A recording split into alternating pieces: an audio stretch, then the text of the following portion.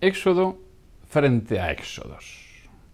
Acabamos de poder ver todos en el campus virtual ese documental sobre el Éxodo decodificado producido por James Cameron.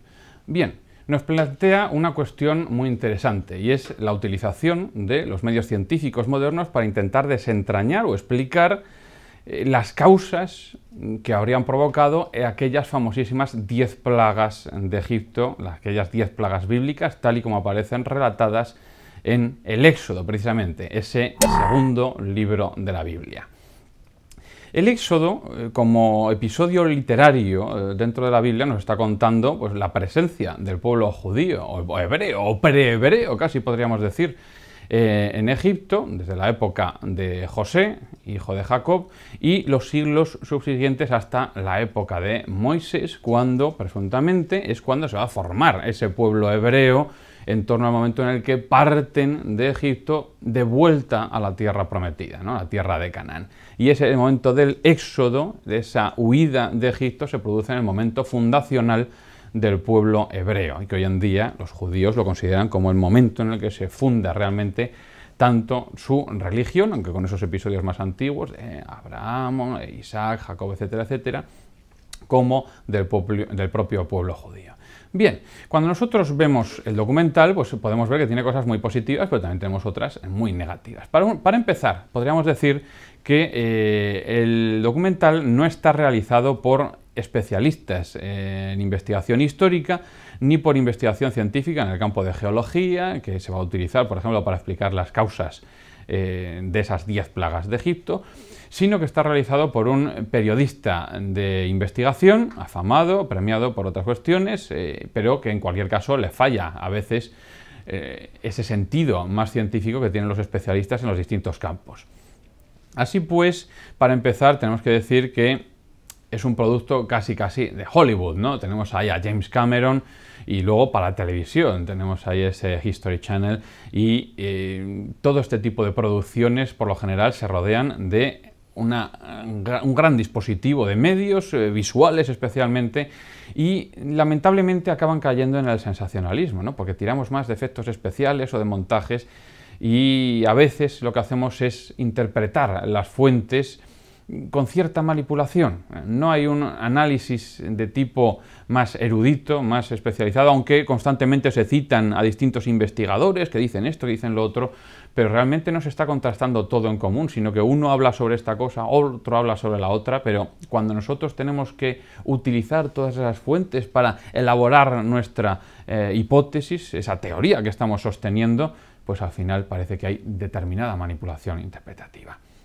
Es cierto que el documental ofrece unas explicaciones geológicas muy convincentes para lo que habrían podido ser aquellas 10 plagas de Egipto. Y debo decirlo otra vez, muy convincentes. Las explicaciones además utilizan medio comparativo con otros lugares del mundo que han sufrido catástrofes parecidas. Se utilizan pruebas arqueológicas, documentales, antiguas egipcias, que constatan la presencia de restos de esas plagas o relatos que nos hablan de esas plagas. Y ya no estamos hablando de relato bíblico, sino de inscripciones egipcias o algunas pinturas, o bien también están hablando de registro arqueológico, restos volcánicos o, como decía antes, por método comparativo, por otras catástrofes parecidas ocurridas en otras partes del mundo, incluso recientemente. Eso está muy bien.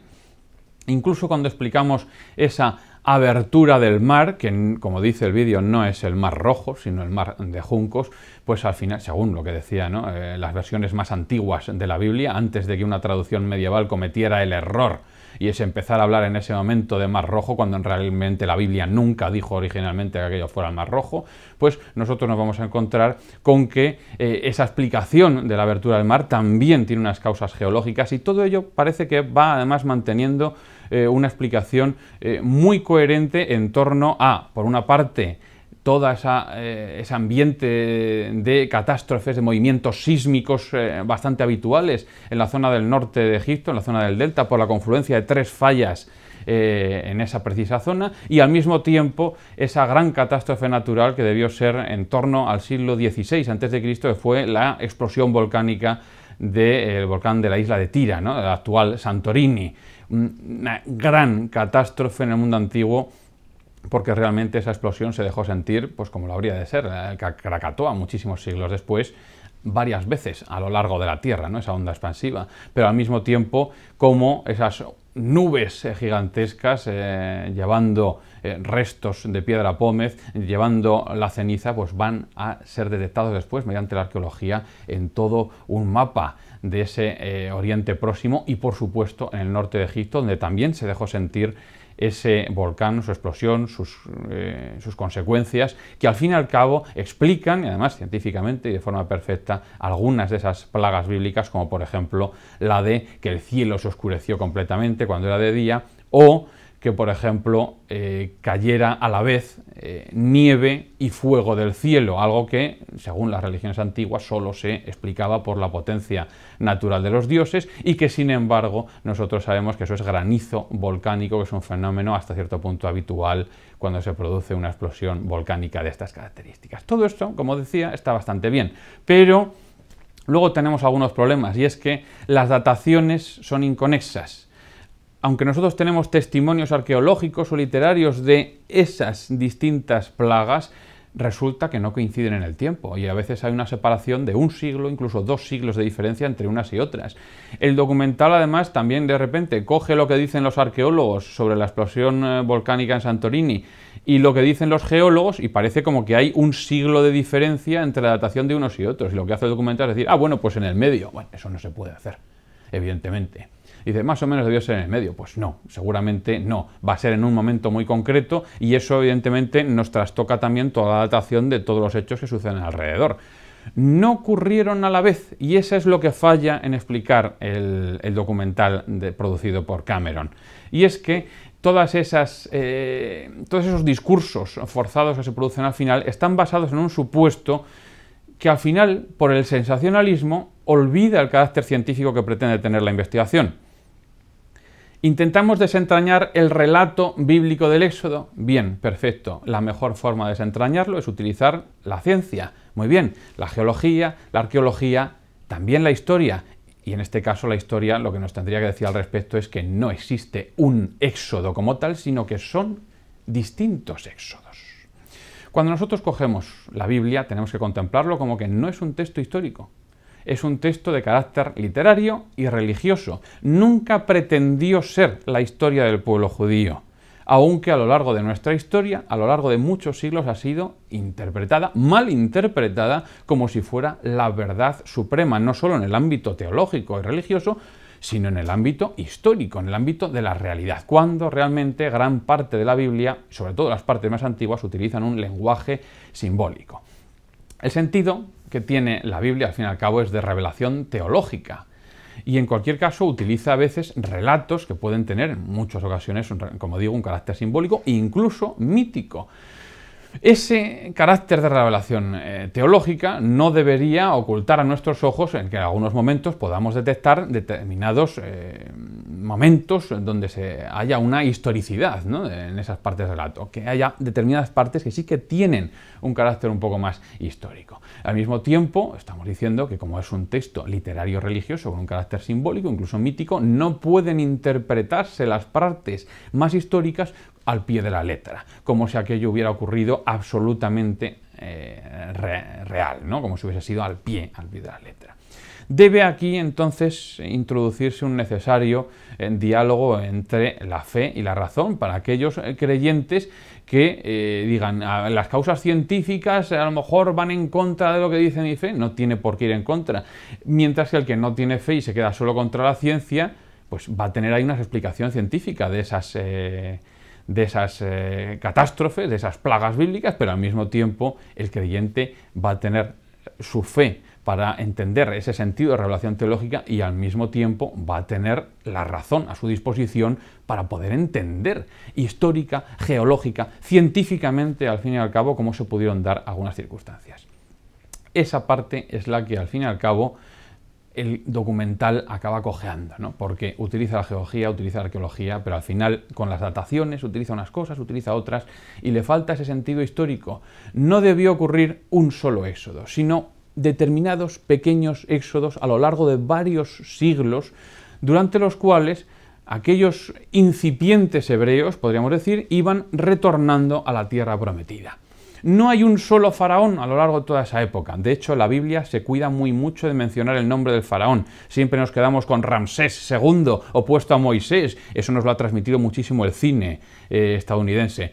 Pero en la Biblia nunca aparece mencionado el nombre del faraón. Y digo que se cuida muy mucho en mencionarlo, se refiere a él como faraón, como institución del Antiguo Egipto, o institución gobernante, porque los propios hebreos, cuando escriben el relato del Éxodo, varios siglos más tarde, cuando ya están en el reino de Israel, ¿no? en esa tierra prometida, de vuelta, pues resulta que lo que están haciendo es condensar en un solo relato de tipo fundacional todas las experiencias vividas por aquellos incipientes hebreos, vuelvo a utilizar esta expresión, cuando intentaban retornar a casa. Y algunos entraron en contacto con esta catástrofe o con aquella otra. Y los del otro éxodo, más tarde, pues habrían entrado en contacto con esta otra catástrofe. Y algunos pudieron conocer las reminiscencias o las consecuencias de aquella erupción volcánica de Santorini. Y entonces unos coinciden con las pruebas arqueológicas A o con las B o con la inscripción del faraón, que nos habla de esta o de aquella o de la otra plaga, pero en épocas distintas. Hay que entender que cuando hablamos de un relato fundacional tan importante como es el Éxodo para el pueblo judío y para la religión judía, nos encontramos con que no existe realmente un interés por mostrar la historia tal y como sucedió, sino intentar sintetizarlo todo en un relato poderoso. Un relato donde se conjuguen no las distintas partes o corpúsculos de lo que va a ser el pueblo judío, sino el pueblo judío en su totalidad. No distintas catástrofes a lo largo de varios siglos, sino una serie de catástrofes que se reúnen en un mismo momento para explicar o magnificar el poder del Dios en el que creen. No distintos faraones y distintos líderes judíos, sino el mayor de los líderes hebreos, Moisés, al que ni siquiera ellos se atreven a oponer a un solo faraón. Siguen hablando de faraón, pero no mencionan el nombre, y sin embargo nosotros hemos complementado, ¿no?, aquel relato bíblico poniendo como oponente de Moisés a Ramsés. Cuando Moisés, como tal, Moses, debió de existir realmente, y su historia pues muy probablemente haya sido esa, ¿no? Porque los propios egipcios también mencionan a un faraón que nosotros conocemos como Ahmoses, y que significa el hermano de Moisés, ¿no?, el hermano de Moses.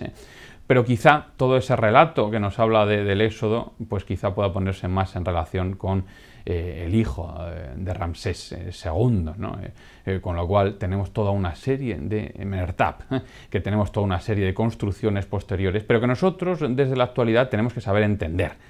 Entendiendo los textos bíblicos como lo que son y entendiendo las fuentes históricas, arqueológicas, científicas como lo que son, instrumentos de la razón, instrumentos de la fe, que no tienen por qué oponerse, porque las personas abiertas de mente van a poder utilizar todo de forma conjunta, y aquellos que solo se queden con una de las partes, evidentemente les va a quedar una carencia muy grande, ¿no?, para comprender todo el fenómeno, pero en cualquier caso es una aportación muy significativa toda esa investigación sobre las probables causas científicas de las 10 plagas. El resto del documental, hay que decirlo, es bastante más flojo, donde forzamos el diálogo en función del sensacionalismo. Que si el Arca de la Alianza, que si vamos a intentar encontrar el monte Sinaí dentro de la inmensa península de Sinaí, bueno, pues ahí la verdad es que podríamos considerar que el vídeo es bastante más flojo en su exposición que lo que habría sido toda la primera parte.